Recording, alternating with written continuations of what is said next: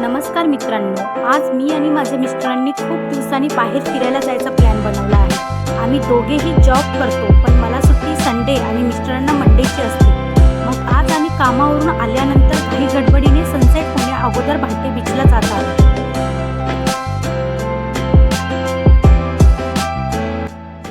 हे मारुती मंदिर रत्नागिरीमधील रहदारीचे ठिकाण। इथे रस्ता दुरुस्तीचे काम कधी पूर्ण होणार देवालाच माहिती।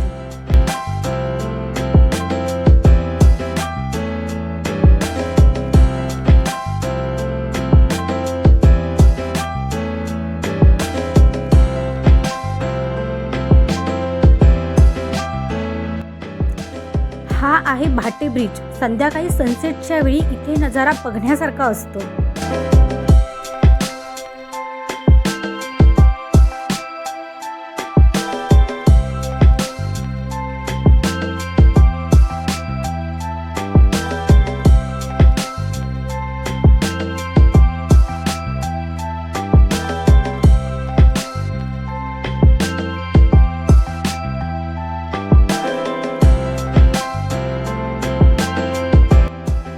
भाटे ब्रिज संपल्यावर लगेचच उजव्या साईडला भाटे बीच येतो, पण आमचा बेत भाटे बीचच्या टोकाला जाण्याचा त्याचं कारण म्हणजे हे झरी विनायक मंदिर।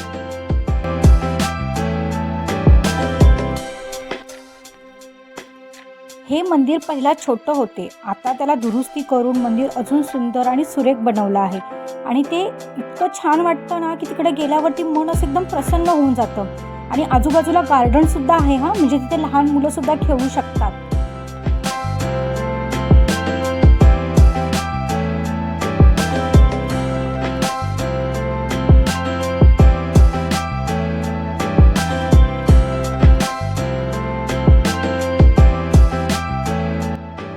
तर हे आपल्या सर्वांचे लाडके गणपती बाप्पा माझे तर फेवरेटच आहेत। आतमध्ये तुम्ही बघू शकता दुरुस्तीचं काम अजून थोडं राहिलेलं आहे, पण बाकीचे बाजूचं केलं ना ते किती छान आहे।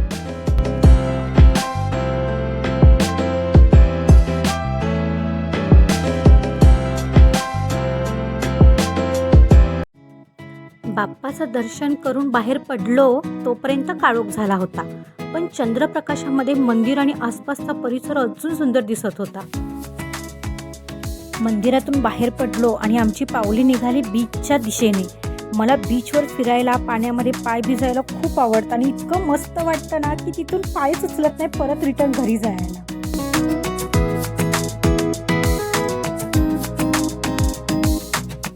नंतर थोडा वेळ अजून आम्ही बीचवर फिरलो, मक्याची कणसं खाल्ली आणि त्या गाड्या असतात बघा बीचवर घोडागाडी, त्याच्यातही बसलो। इतकं छान वाटलं ना। आणि मग काय काळोख झाल्यामुळे निघालो परतीच्या दिशेने। मित्रांनो, व्हिडिओ पूर्ण बघितल्याबद्दल धन्यवाद। आमचे चॅनल नवीन आहे, व्हिडिओ एवढा परफेक्ट झाला नसेलच, पण प्रयत्न पूर्ण केला आहे। चॅनलला सबस्क्राईब करा, आम्हाला सपोर्ट करा आणि व्हिडिओला लाईक करा। व्हिडिओ कसा वाटला कमेंट करून नक्की सांगा। धन्यवाद।